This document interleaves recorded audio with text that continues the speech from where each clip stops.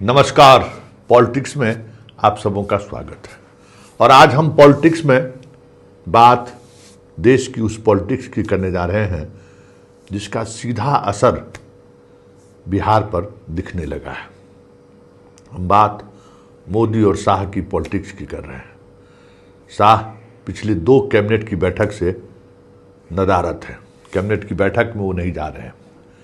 याद होगा कि पार्टी पदाधिकारियों के साथ सम्मान समारोह कहे या सम्मान पर आयोजित कार्यक्रम में भी शाह नहीं पहुंचे थे। वो सिलीगुड़ी चले गए। मोदी से आमने सामने नहीं हो रहे वो। और कहा जा रहा है कि मोदी अब संघ के साथ मिलकर शाह को निपटाने की तैयारी शुरू कर दी है। और उस तैयारी में उनके जितने चहेते हैं उन तमाम चहेतों का बलि चढ़ जाए तो कोई बड़ी बात नहीं होगी।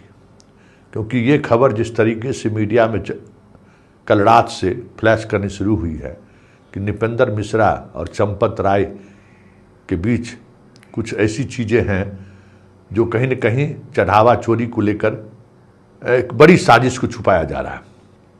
चंपत राय की एक डायरी मीडिया को दी गई है। उस डायरी में नृपेंद्र मिश्रा के बारे में बहुत सारी चीज़ें लिखी हुई है कि कैसे नृपेंद्र मिश्रा ने इस पूरे मामले को मीडिया के सामने लाया, कैसे नृपेंद्र मिश्रा ने पर्दे के पीछे रहकर इस पूरे खेल को ऑपरेट किया। और जब एफआईआर दर्ज कराने की बारी आई तो नृपेंद्र मिश्रा पीछे हट गए। कहीं न कहीं नृपेंद्र मिश्रा के पीछे कोई न कोई लोग खड़े हैं जो इस चढ़ावे चोरी को लेकर एक अलग नज़रिया जनता के बीच लाने की कोशिश कर रहे हैं। हालांकि जितना नुकसान होना था बीजेपी को उतना नुकसान तो हो चुका है। लेकिन सवाल यह कि नृपेंद्र मिश्रा और चंपत राय के बीच का जो विवाद है उसकी वजह क्या है। नृपेंद्र मिश्रा पीएमओ मतलब प्रधानमंत्री के प्रधान सचिव रह चुके हैं और 2019 तक वो रहे और वहाँ से निकले तो आ गए अयोध्या।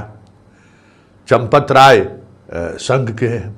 शुरुआती दिनों से राम जन्मभूमि की जब लड़ाई शुरू हुई थी उस दौर से चंपत राय सक्रिय हैं। संघ का पूरी तौर पर उनको समर्थन है। मतलब संघ के वो हैं ही, संघ के रिप्रेजेंटेटिव के तौर पर वो वहाँ थे। फिर पीएमओ और संघ के बीच आखिर विवाद क्यों हुआ? मतलब नृपेंद्र मिश्रा ने इस चढ़ावा चोरी को इतना हाईलाइट क्यों करवाया? बड़ा सवाल है ना। और अब चंपत राय को सफाई देनी पड़ रही है। तो एक खबर को जरा देखिए। कुछ दिन पहले एक खबर छपी थी कि सुप्रीम कोर्ट में जो राम जन्मभूमि को लेकर जो जजमेंट हुआ ना उसमें अमित शाह की बड़ी भूमिका थी। और ये चंपत राय का बयान है। जिस समय में ये राम जन्मभूमि मंदिर का पूरा बन के तैयार हुआ था ये बयान इनका आया था। तो इन दिनों इस तरीके के जितने लोग हैं जो शाह के प्रति थोड़ी समर्पण का भाव दिखाते हैं उनको टीम मोदी की तरफ से ऑपरेशन शाह के तहत निशाने पर लिया जाता है। ये समझने की जरूरत है। चंपत राय का यही स्टेटमेंट उनके गले की फांस बनी और उसके बाद नृपेंद्र मिश्रा को जैसे ही संकेत मिला खेला शुरू हो गया। लेकिन कहा जा रहा है कि राम जन्मभूमि के सहारे जो चढ़ावा चोरी हुआ उसी के सहारे संघ और बीजेपी के बीच कुछ अंडरस्टैंडिंग भी बनी है। क्योंकि विशाखापट्टनम में जो हाल में जो संघ का चिंतन शिविर हुआ है उसमें जमकर बवाल मचा है कि संघ बीजेपी से पहले ही न कहीं संघ खत्म हो जाए जिस दिशा की तरफ हम लोग बढ़ रहे हैं। हर स्टेट में बीजेपी से बाहर के लोगों को मुख्यमंत्री बनाया गया। अधिकांश स्टेट में असम को देख लीजिए, बंगाल को देख लीजिए, बिहार को देख लीजिए। कैसे चलेगा पार्टी?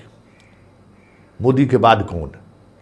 भाई आप स्टेट में मजबूत थे तब तो ले आए आपको और आपके छवि पर पार्टी यहाँ से कहाँ पहुँच गई। तो जब तक स्टेट में कोई मजबूत लीडर नहीं रहेगा तब तक कैसे हम भाजपा को जिंदा रखेंगे? तो कहा जा रहा है कि ये अब अंडरस्टैंडिंग बनने लगा है कि स्टेट लीडरशिप संघ के हवाले। और जब तक मोदी दिल्ली हैं, जब तक उनका तिलिस्म है, तब तक वो दिल्ली संभाले। अगर इस बात पर सहमति बन गई, जो लगभग बन गई है, तो ये तय मानिए कि सम्राट जैसे लोगों की विदाई, एकदम उसी दिशा में चीज़ें बढ़ भी रही है। मिथिलेश तिवारी की जो सक्रियता आप देख रहे हैं वो संघ की सक्रियता है, संघ का संकेत है कहीं न कहीं कि मिथिलेश तिवारी देखिएगा संघ के एजेंडे को लेकर काफ़ी तेज़ी से आगे बढ़ रहे हैं। बड़े बड़े कार्यक्रमों का, जैसे कल तुलसीदास जी की जयंती का कार्यक्रम का उन्होंने आयोजन किया, और विभाग में भी जिस तरीके से जल्दबाजी में है, जैसे सम्राट चौधरी जल्दबाजी में दिखते हैं।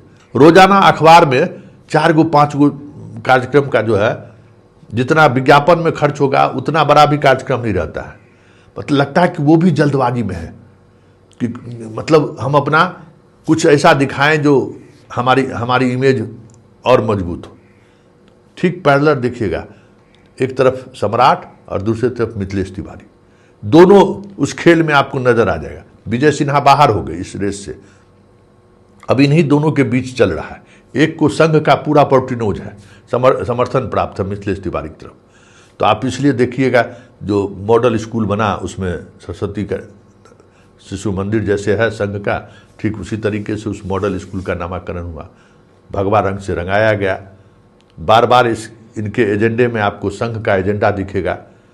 तुलसी जयंती हो या जिस तरीके से ये बयान देते हैं, सारे बयान को अगर आप गौर करिएगा तो साफ एजेंडा दिखेगा कि ये संघ की फील्डिंग कर रही है।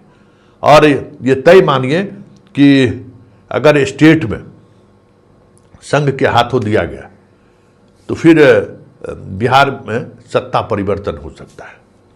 हालांकि बहुत मुश्किल है सम्राट को नज़रअंदाज करना, लेकिन संघ का जो वैचारिक अपनी तरीके है, जिस तरीके से वो पार्टी को आगे बढ़ाया है, तो वो तरीका तो कुछ इसी तरीके का है। यूपी में ब्राह्मणों को लेकर जो गुस्सा है, ब्राह्मण में जो गुस्सा है, हो सकता है कि मंगल पांडे के सहारे शांत करने की कोशिश हुई, लेकिन मंगल पांडे फेल कर गए। मंगल पांडे उस तरीके से नेता कभी बन ही नहीं पाए, वो बस एक ही काम में लगे रहे। मिथिलेश तिवारी उसमें खरे उतर रहे हैं। मिथिलेश तिवारी वोकल है, बड़ी बड़ी बातें करते हैं। एक नेटवर्क जो संघ का नेटवर्क है, उस नेटवर्क के सहारे वो घूम रहे हैं, बयान दे रहे हैं। मंगल पांडे उसमें कहीं दूर दूर तक फिट नहीं बैठते थे सिवाय एक काम के, इसलिए मंगल पांडे की और बड़ी वजह रही छुट्टी हुआ। तो यहाँ बिहार में भी जो है, अगर केंद्र में जो कह रहा है कि भूपेंद्र यादव को अब मंत्रिमंडल से हटाया जाएगा, धर्मेंद्र प्रधान हटे ही, कई ऐसे लोग जो काफ़ी करीबी हैं, उन करीबी लोगों को पर कतरने की तैयारी चल रही है। इसलिए बिहार के 1-2 मंत्री का और विकेट गिर जाए जो शाह के करीबी है तो कोई बड़ी बात नहीं होगी, क्योंकि साधने के लिए जो है नंदकिशोर यादव जी को राज्यपाल बना दिया गया है। तो आने वाले समय में शाह के अधिकांश लोग का बलि चढ़ जाए, मोदी इसकी बलि चढ़ा दे तो कोई बड़ी बात नहीं होगी, क्योंकि ये अब लड़ाई कहीं और नहीं है। मोदी की पॉलिटिक्स रही है कि वो विपक्ष की पॉलिटिक्स करते हैं, विपक्ष के लोगों को ठिकाना लगाते हैं, लेकिन इस पहली बार वो अपने ही घर में घिरते हुए दिख रहे हैं, जहां शाह ने एक बड़ी बिसात बिछा दी थी। अब देखिए अब आगे आगे होता है क्या, लेकिन इतना तो तय है कि मोदी और शाह के बीच जो घमासान शुरू हुआ है, उस घमासान के बीच योगी मजबूती के साथ उभर कर सामने आ जाए तो कोई बड़ी बात नहीं है।